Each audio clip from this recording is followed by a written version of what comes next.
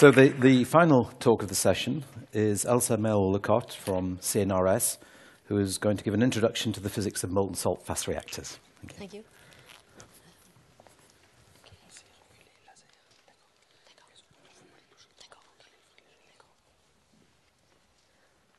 So thank you, Mr. Chairman. I would like today to give you an idea of the recent developments around the concept of molten salt reactors, more precisely around the system of the molten salt reactors, except for the chemical issues which have been treated by Paul Madden on Monday and by Sylvie yesterday. So first, as already stated by Jerry Kreppel yesterday, why are we looking for a molten liquid fuel reactors or homogeneous reactor? Quickly, because of the homogeneity of the fuel without loading plan, because the heat is produced directly in the heat transfer fluid, or if you prefer, the fuel is also the coolant. There is a possibility to have two configurations for the fuel salt. One configuration optimized for the production of electricity in the core, and one configuration allowing a long-term storage of the fuel with passive cooling. And the transfer between the two configurations may be performed quickly and passively just by a gravitational draining. There is also the possibility to reprocess the fuel without stopping the reactor during reactor operation, which allow better management of the fission products, both from the neutronic and the physicochemical issues. And there is no need for reactivity reserve, which is very positive from a safety viewpoint. Now, which kind of liquid may be considered? You can list the quality, the properties required for such a liquid, which is, I remind you, the fuel and the coolant. And finally, the best candidates are the fluoride salts. I won't detail much more today why fluoride, but I can answer questions. And this leads to the name of molten salt reactors.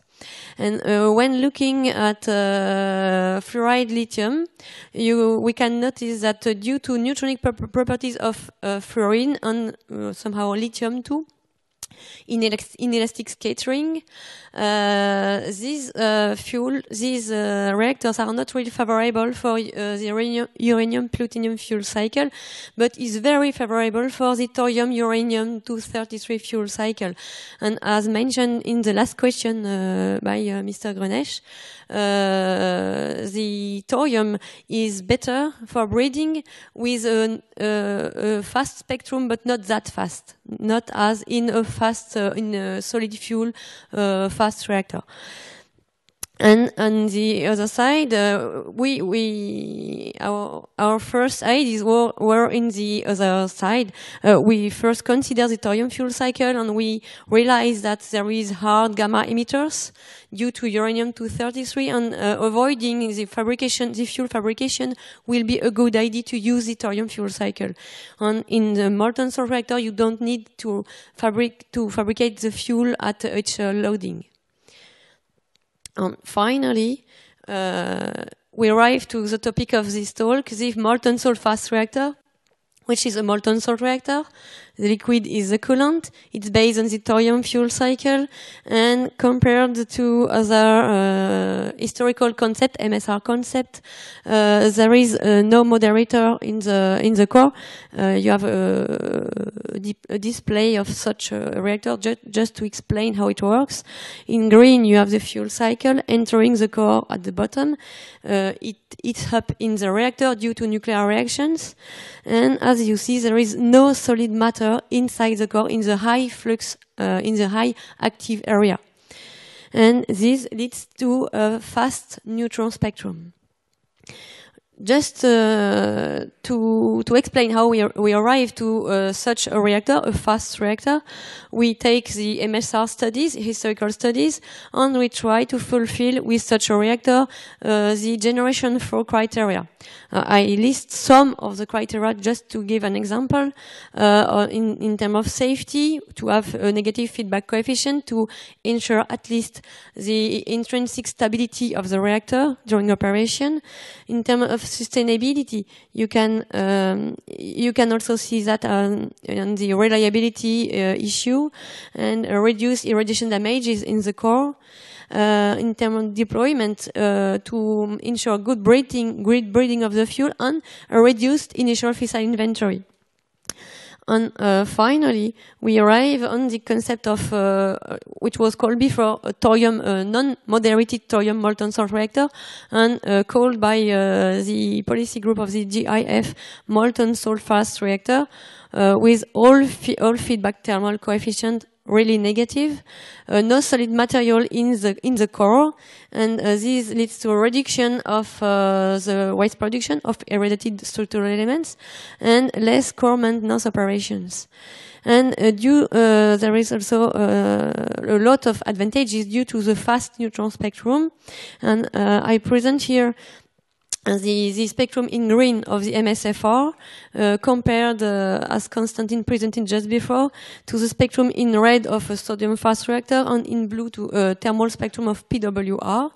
And you can see that it's a quite fast neutron spectrum due to the inelastic scattering on fluorine and lithium in this part. And this is really positive to improve breeding in the thorium fuel cycle, and also it's very positive to reduce irradiation damages by a factor 5 compared to a really fast spectrum in the reactor. Thanks to this fast neutron spectrum, some of the statements presented by Jerry Kreppel,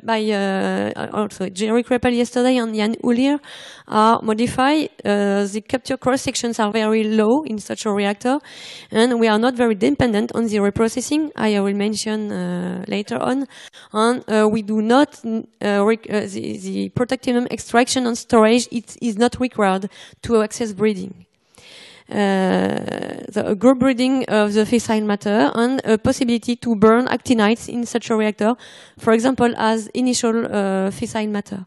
And this reactor has been selected in 2008 as a long-term alternative to solid fuel fast neutron spectrum reactors.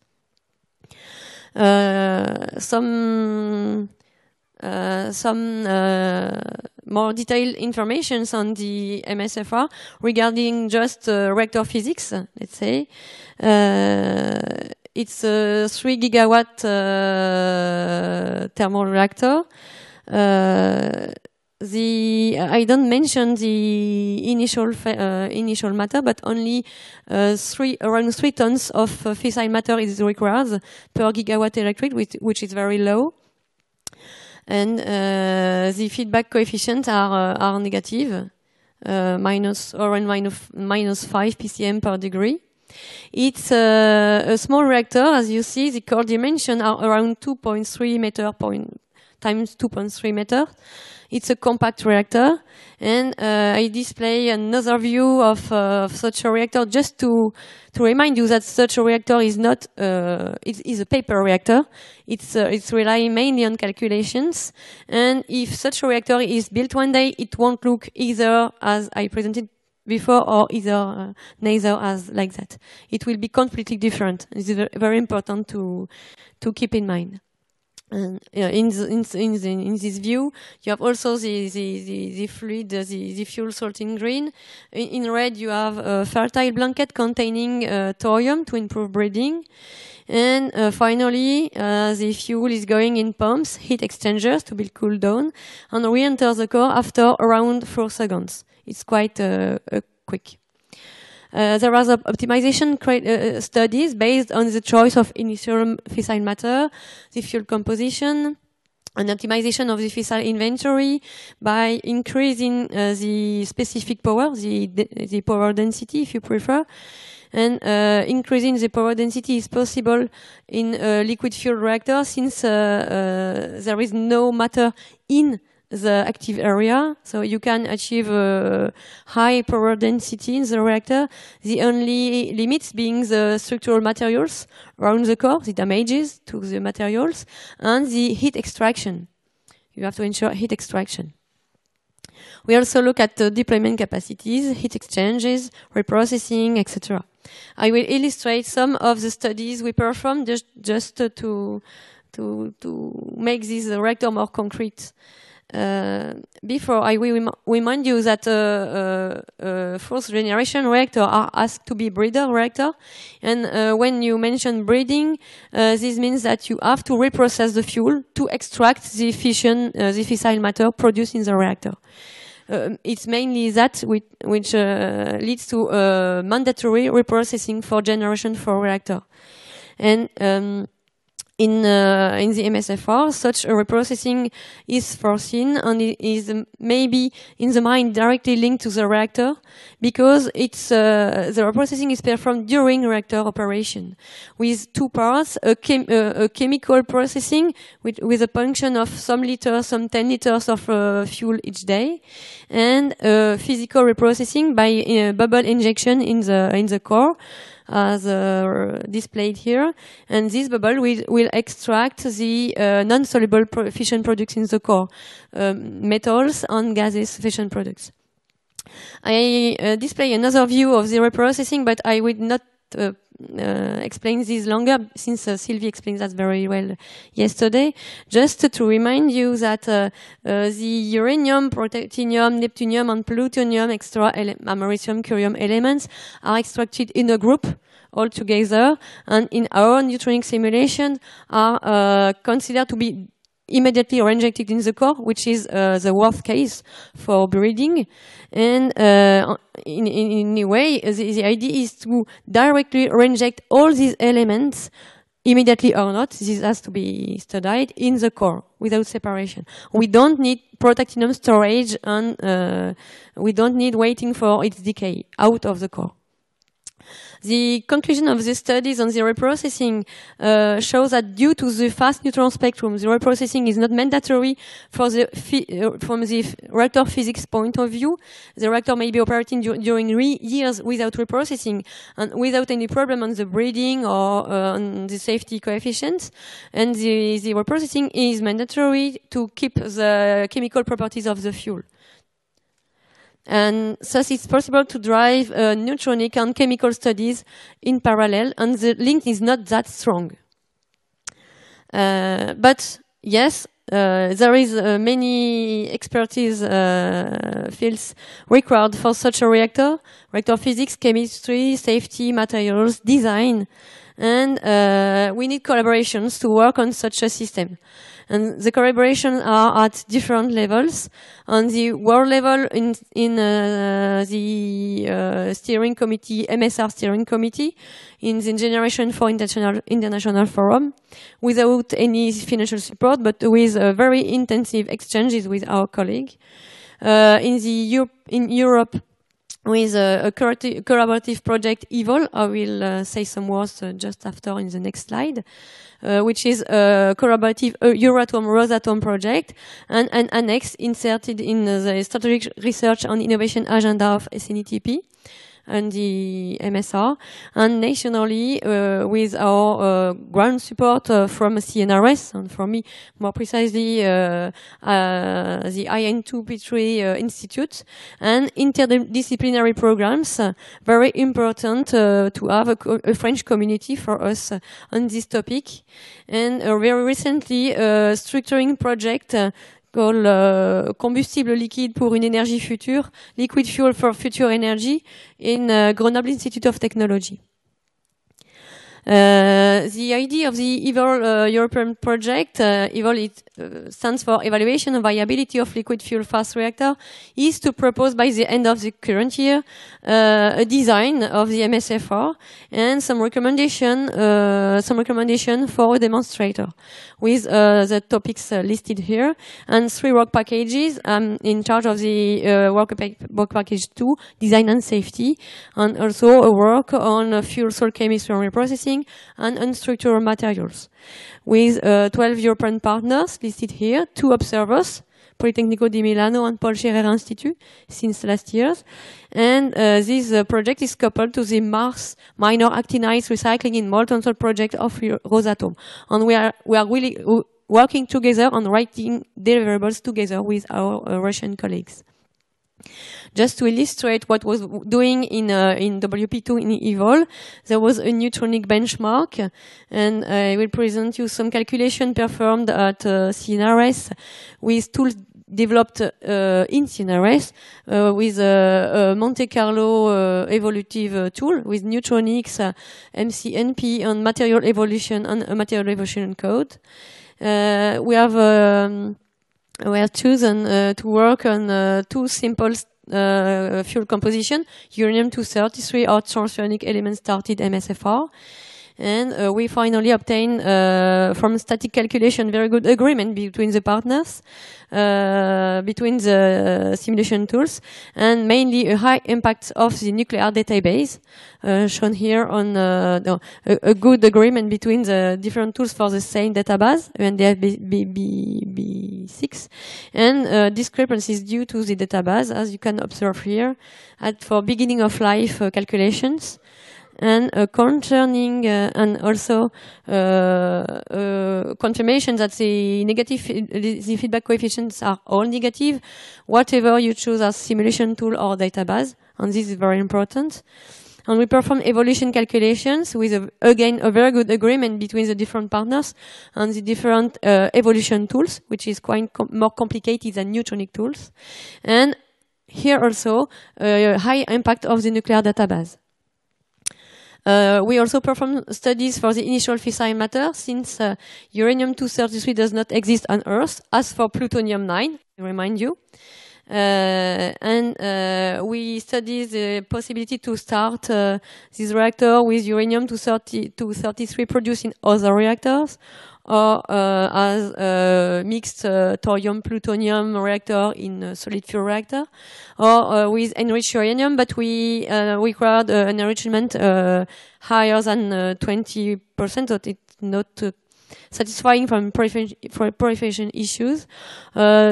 Starting with transuranic elements produced in current reactor, or what is better, a mix of this solution, thorium as fertile matter to stay in the thorium fuel cycle, and a mix of uranium-3 or transuranic elements, or enriched uranium and transuranic elements, which are a good solution.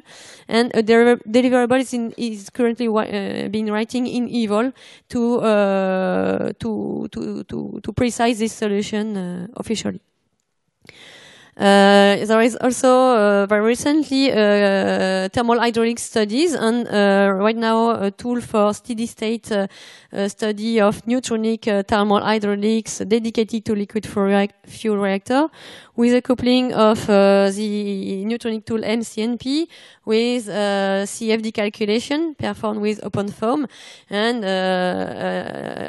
iterative exchanges between the neutronic code and the thermal hydraulic code, completely classical tool. But here we have a movement of the fuel, which a part of the fuel is out of the core. Half of the fuel is out of the core in the heat exchangers. The precursors are moving, and this is quite complicated to take into account. And we have some first results on the velocity in the reactor. So you have here the heat exchangers, and the fuel is circulating like that, with some recirculation on the left here, leading to small temperature hotspots. You see on this temperature field obtained by calculations. Not too high for materials, but the injection at the bottom of the core has to be optimized. after neutronic and reactor physics consideration, we arrive at the idea that we need to look more largely at the system and as a whole MSFR system. First, the fuel circuit, usually called primary circuit and other reactors, but it's not completely satisfying for us. Primary circuit is not completely equivalent to fuel circuit. And I displaying again these two pictures of the MSFR just to say that a final MSFR, if it will exist one day, will not be either like that, neither like that, but completely different. But these pictures are very important to design studies and to safety studies. The core, I remind you, there is no inside structure. The outside structure are the upper and lower reflectors and the fertile blanket walls, and foreseen to be in a nickel-based alloy. And there is 16 external recirculation loops, including pipes, pumps, and heat exchanger. Finally, you can have a look at the whole system as presented by Paul Madden yesterday with the reactor here and 3 circuits. The fuel salt circuits at the center here in green, in yellow the intermediate circuit, and finally the conversion circuit as for every reactor. These design studies are really necessary for safety studies because design impact directly the MSFR safety analysis. I remind you of some characteristics of the MSFR system. The salt acts both as fuel and coolant. There is a uniform fuel irradiation. A large part, half of the fuel salt is out of the core in the heat exchanger, in the pipes. And the fuel reprocessing and loading is performed during reactor operation. There is no control rods in the core, as you see, because the reactivity is controlled by the heat transfer rate in the heat exchangers and by the feedback, the negative feedback coefficient, by the continuous adjustment of the fuel composition during reactor operation, and by the geometry of the fuel salt mass. There is no requirements for controlling, for example, the neutron flux shape, which is one of the goals of a control rod. And finally, it's possible to drain the fuel salt. The cold shutdown will be obtained by draining the molten salt from the fuel circuit to the draining tanks. Just by changing the geometry allows for a large shutdown margin to criticality and for cooling. And the draining can be done passively or by operator action. We have to redefine many parameters, safety parameters or safety matters. For example, the confinement barrier, which will be completely different from a solid fuel reactor. And when we look at the LOLF, I like this name, accident, loss of liquid fuel accident, we cannot calculate this accident, but we can qualitatively say that we have a complex structure for the fuel circuit with many connections, multiple connections, and there will be leakages. And the idea is to place, we have the core here, is to place corrector below the core to drain the leakages to the draining tanks, which is located here. And we propose 3 barriers. A first barrier which include both the critical and the subcritical area, the 2 configuration of the fuel salt in pink here. Second barrier which include also the treatment area and the storage area, maybe not located here. It's for just practical drawing. Maybe the treatment area may be located in another building, but in the same in the same barrier. And the final barrier with the reaction wall. And we have to develop, and we are currently developing a safety approach dedicated to MSFR with the same safety principles as for all reactors, because the safety principles are identical for all reactors. It means the defense in depth, the multiple barriers, confinement barriers. We have to ensure these 3 safety functions, which is control reactivity, fuel cooling, and confinement. But these principles have to be adapted for an MSFR, for a liquid fuel reactor, by integrating both deterministic and probabilistic approaches. And also we have to develop a specific approach for severe accident, because our fuel is already liquid during reactor operation and is running in the whole fuel circuit. We have to study the fuel solubility in water because of the draining tanks, and we have to evaluate the source term. Reactor risk analysis model is built, is under building, not finished, of course. It's a long story. To identify the initiators, the scenarios, to take into account all the characteristics as for every reactor, and to allow, since we are at a very early stage of development of the reactor, to allow a design by safety approach.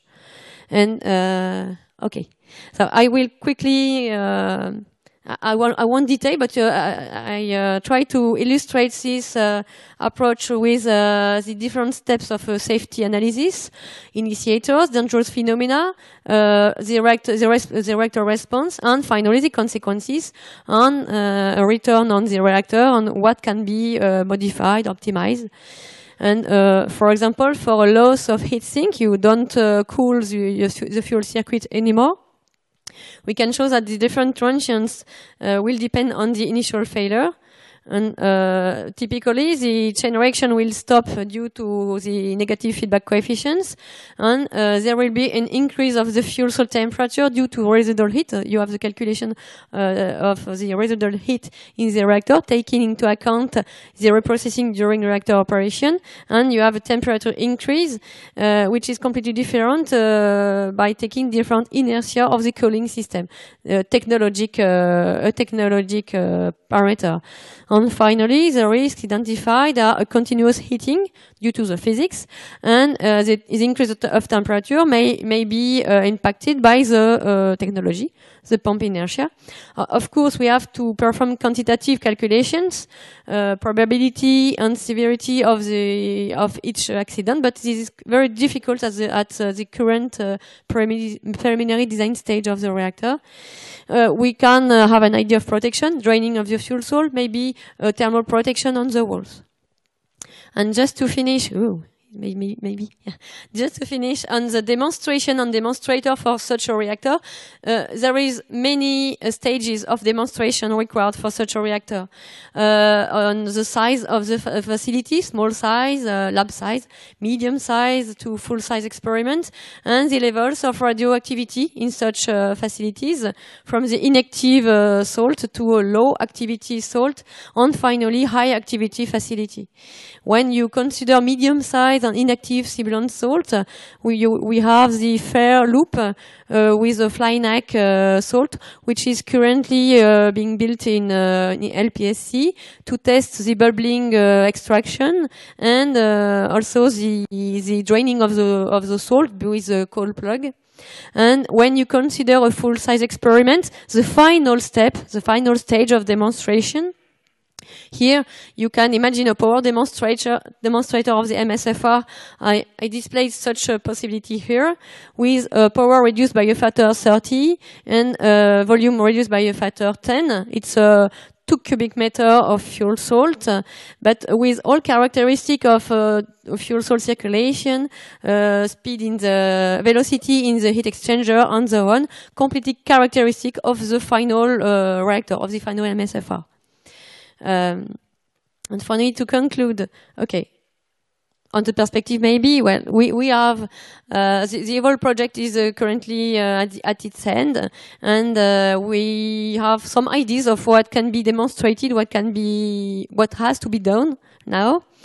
The frame are, of course, the national programs, the European project, and the question is what after EVOL, what in Horizon 2020, and intentionally Rosatom will sign the MOU of MSR in the GIF. Who else? And I listed here some of the studies to be performed up to the definition of the demonstration phase, steps, and the experimental facilities, which is the most costly of the demonstration. Thank you for your attention. Thank you very much.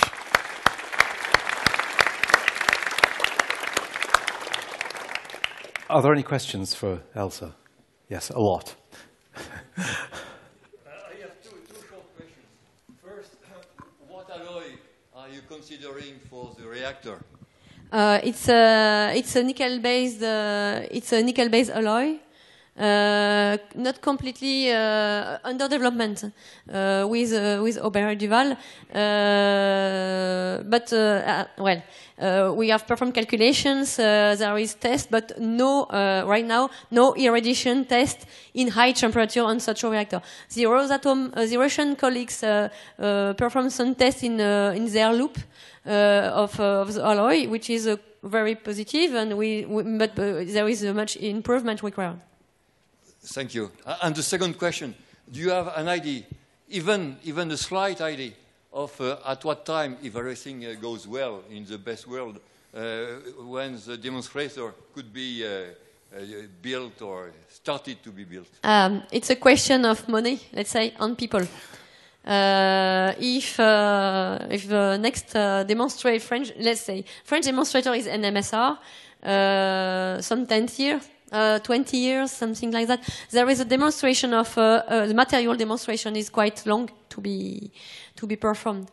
But right now we are 20 persons working on that full time, maybe 25 in the world. And we have the EVOL project is a small size project, and mainly calculations because of money, and it depends on political or something like that decision, I think. Thank you. A question at the back. I had a question about the temperature that you have in the fuel actually. Is it like 800 degrees Celsius? Yeah, I don't know if it will be quite long. No. It's for the demonstrator. Right now, the mean temperature is 750 degrees. The fuels, the melting point of the fuel salt is around 560 degrees. So you have to be above this limit. And the not ebullition, but the problematic temperature is high temperature will be around 1,600 degrees. So you have a large plage of temperature for operation. Right now we are considering something between around 700 degrees. But the fair loop here is also operated at such a temperature.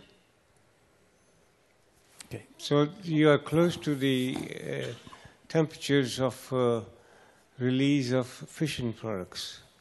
No, the vapor pressure in the fuel salt are very low at such a temperature. You will have a release of fission products if you reach, as I mentioned, 1,600 degrees. No, cesium comes out earlier than that. The fission products are in a fluoride form. I remind you. Oh, okay. It's completely different. Okay. Yeah.